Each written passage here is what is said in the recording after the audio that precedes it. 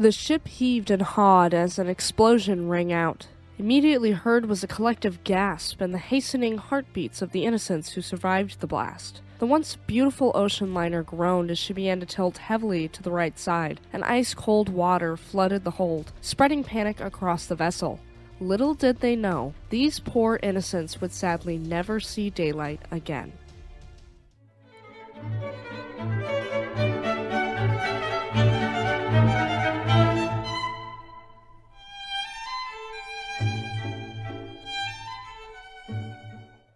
Welcome to Shipwreck Sunday, where we investigate disasters at sea and the impact that they have on the world today. My name is Eleanor. Today we will be discussing the tragic torpedoing of the second RMS Laconia, a Cunard liner sunk with thousands of Italian POWs aboard. If you're ready for a dark World War II tale, let's get into it. Quick disclaimer for our younger audience before we dive in.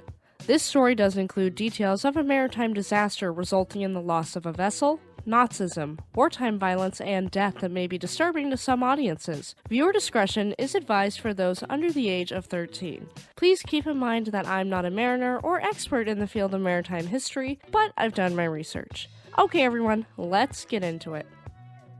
Let's get something straight that I failed to do in previous videos. This ship has multiples of the same name, and this one is the second iteration of RMS Laconia, built in 1921.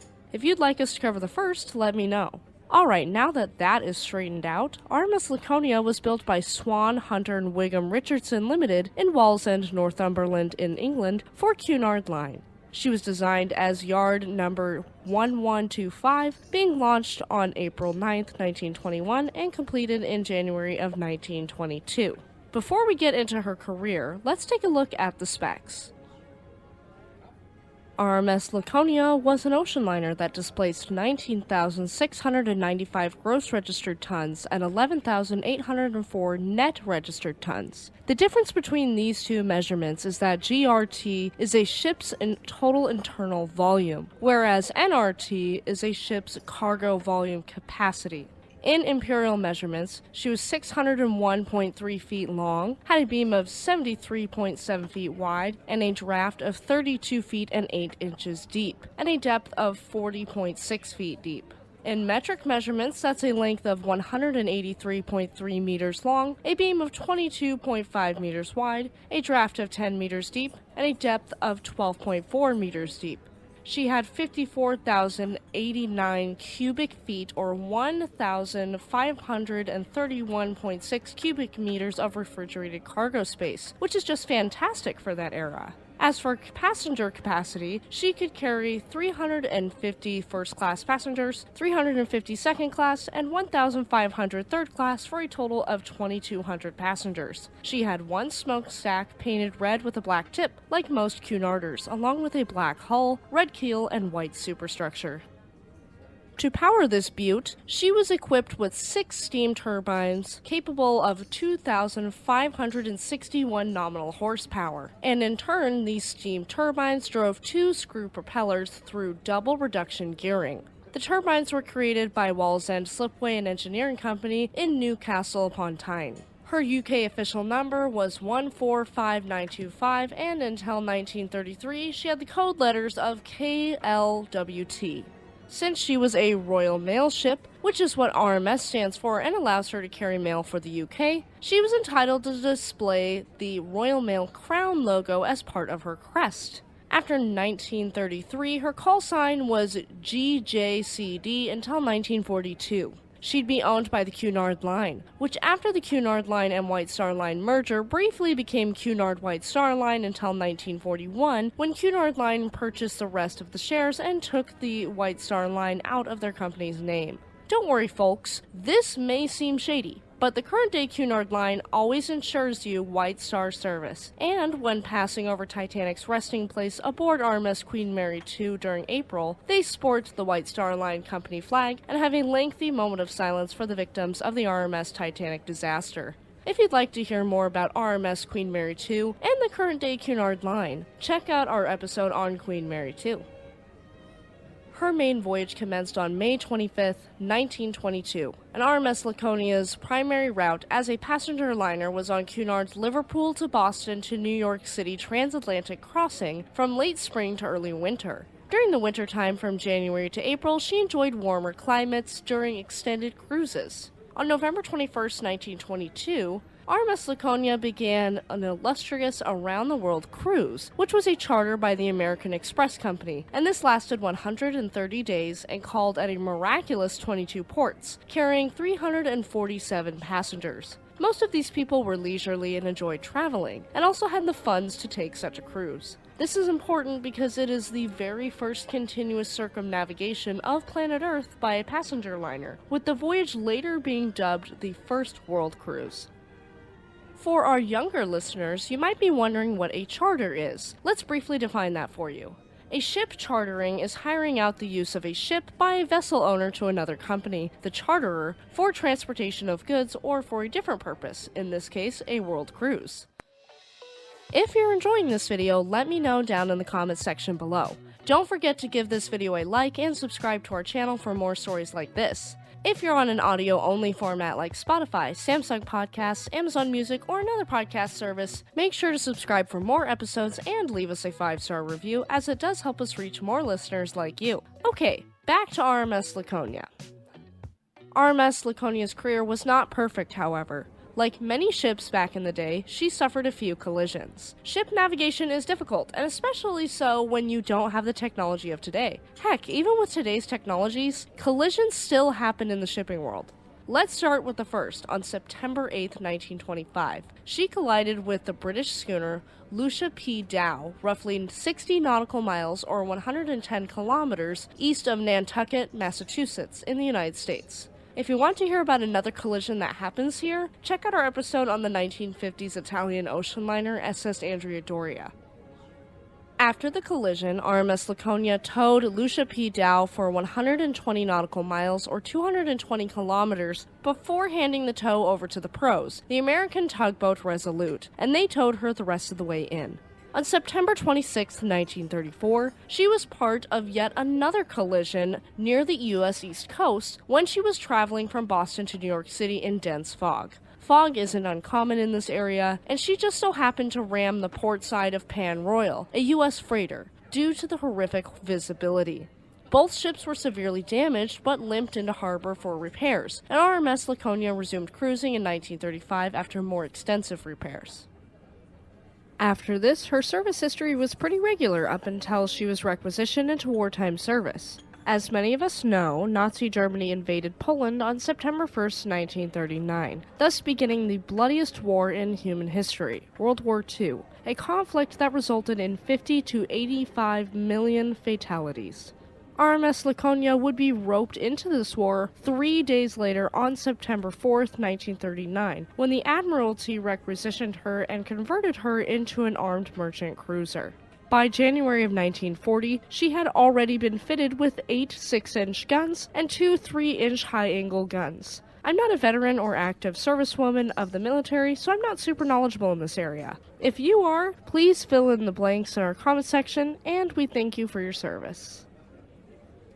RMS Laconia had trials off of the Isle of Wight, and after this on January 23rd embarked gold bullion and set sail for Portland, Maine. No, not the Portland that stays weird, the other one, and Halifax, Nova Scotia. For the next few months, she escorted convoys to Bermuda and to other points in the mid-Atlantic where they join up with different convoys. She'd have another mishap on June 9, 1940, when she ran aground at Halifax in Bedford Basin, which is a hazardous harbor. She was considerably damaged and repairs were not finished until the end of July 1940. If you'd like to hear 2 other stories in Bedford Basin that turned out disastrous, check out our 2-part special on the Halifax explosion, starting with SS Mont Blanc and ending with SS Emo. In October of 1940, RMS Laconia's passenger accommodations were dismantled, and some areas were filled with oil drums to provide extra buoyancy so that she'd stay afloat if she was torpedoed. I don't think I need to tell you why this might backfire. Should a spark from the explosion of a torpedo hit these oil drums, RMS Laconia would be blown to smithereens along with everyone aboard. From June to August of 1941, RMS Laconia made her way back to St. John, New Brunswick in Canada, and there she was refitted once more. After this, she was sent off to Liverpool, England, where she'd be used as a troop transport vessel for the rest of World War II. On September 12, 1941, she safely arrived at Bidston Dock, Birkenhead in England, and here she was taken over by another builder who built ships for Cunard, Camel, Laird and Company, where they'd take over the conversion. They finished the conversion by early 1942, and for 6 months after this, she made trooping voyages to the Middle East. In the Middle East and in North Africa, specifically Egypt, the Axis powers took control of the Suez Canal, and the Allied forces would eventually be successful in toppling pro-Axis governments in many of these countries. So that's why the Middle East matters here. Our younger listeners might not have known that World War II even affected these areas, so thank you to our more experienced and knowledgeable listeners for your patience.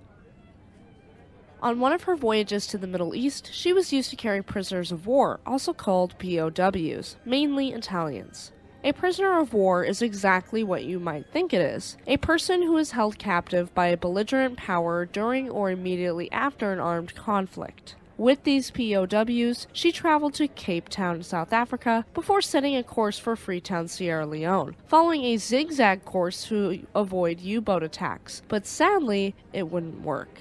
If you want to hear about another strange sinking near the tip of South Africa, check out our episode on the disappearance of SS Waratah.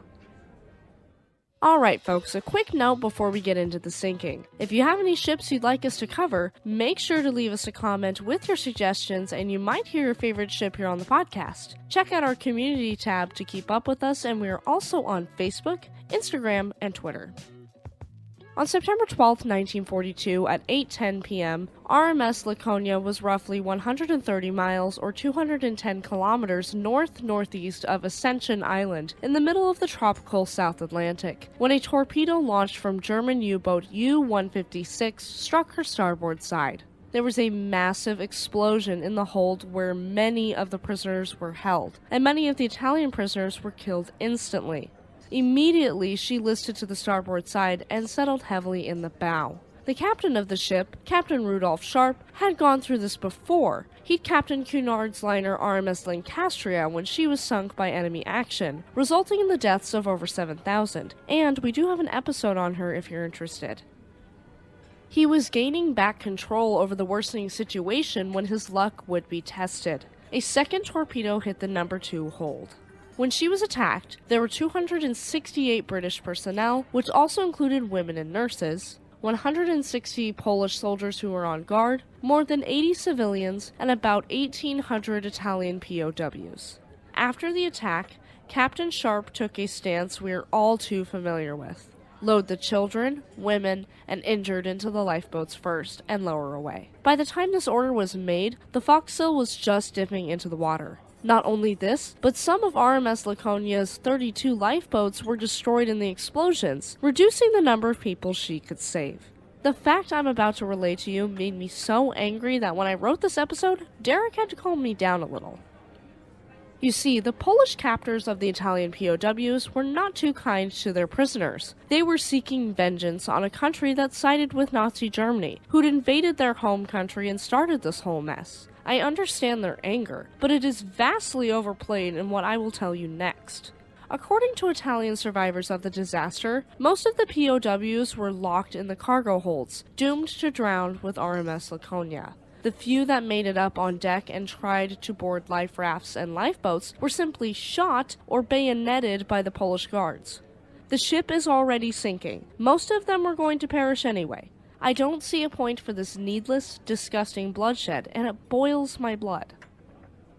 Most of the British and Polish crew and troops were saved, while a measly 415 Italian POWs of the roughly 1,809 who were on board were rescued. At 9:11 p.m., an hour and 1 minute after the explosion of the first torpedo, RMS Laconia sank bow first, with her stern rising into the air and becoming completely vertical. Many of the terrified Italian POWs and Captain Rudolph Sharp was still on board, becoming victims of the disaster. Those who managed to escape RMS Laconia were not necessarily out of the woods yet. They were adrift in the middle of the Atlantic Ocean where sharks were common with few prospects for rescue. There are no confirmations on whether or not any of the survivors were attacked by sharks. Soon after the sinking, the commanding officer of U-156, Kapitan Lieutenant Werner Hartenstein, realized that there were civilians and POWs aboard RMS Laconia, and he surfaced in order to help with the rescue effort. He asked the U-boat command in Germany for help, and several other U-boats in the area were dispatched. All were flying Red Cross flags, and signaled via radio their intentions to aid the rescue effort. This sounds nice, but don't worry, I just shook my head and am screaming internally at what happens next. The following morning, a USAAF B-24 Liberator plane spotted the rescue efforts and honed in. Hartenstein signaled to the pilot for assistance, who then passed us along to the American base on Ascension Island. However, the senior officer on duty there, Robert C. Richardson III, later claimed to be completely unaware of the situation, but we all know that's a fat lie, and he recklessly ordered the U-boats to be sunk. Despite the crew of the Liberator clearly seeing the Red Cross flags, they did as they were told, and attacked the U-boats. Now, the U-boats were mid-evacuation, and had survivors on the upper decks of their vessels as well as lifeboats in tow. The Liberator made several deadly attack runs on U-156, and the Germans ordered their submarines to abandon the rescue, crash diving and leaving behind hundreds of scared survivors. Because of the inherently arrogant and downright idiotic order by Richardson III, Admiral Karl Donitz issued what was called the Laconia Order, which forbid any submarine commanders from rescuing survivors after attacks. Vicky French ships, among them Annamite, Gloire, and Dumont d'Urville, would swoop in for the rescue too little too late, only managing to save around 1,083 people from the lifeboats and took aboard all of those who'd been abandoned on the decks of the submarines, adding up to roughly 1,500 survivors. We do have to note that other sources state only 1,083 people total survived and 1,658 died, breaking down into 98 crew, 133 passengers, 33 of the Polish guards, and 1,394 Italian POWs, though there are some estimates that place the death toll at 1,757. Either way, more died in this sinking than in the infamous sinking of RMS Titanic. This episode couldn't be possible without our lovely patrons. Thank you all so much. If you'd like to support the channel and future episodes, go to patreon.com/shipwrecksunday to join. In the media, RMS Laconia has been immortalized in a BBC Two special in the UK called The Sinking of the Laconia. A two-part dramatization of the sinking of the vessel aired on January 6th and 7th of 2011. Her sinking was also featured in the Animal Planet show River Monsters, in the episode Killers from the Abyss, which investigated claims of shark attacks on the survivors of the sinking of RMS Laconia. The torpedoing and subsequent sinking of RMS Laconia was not only incredibly sad and horrific, but a benchmark in human history. Rest in peace to all of the victims of the disaster, and I hope the survivors, their friends and families, and their descendants have found some semblance of peace. Other horrifying sinkings with POWs and prisoners have happened in history, and if you'd like to hear more about that, check out our episode on the German vessel SS Cap Arcona, a ship accidentally bombed and sunk with thousands of Holocaust survivors aboard. That is the sad, sad tale of RMS Laconia. Thank you for tuning in to Shipwreck Sunday. Stay tuned next week for the story of MV Seoul, a Korean ferry that capsuled and sank under suspicious circumstances, killing 306 students and crew. Have a great week, and we'll see you next time.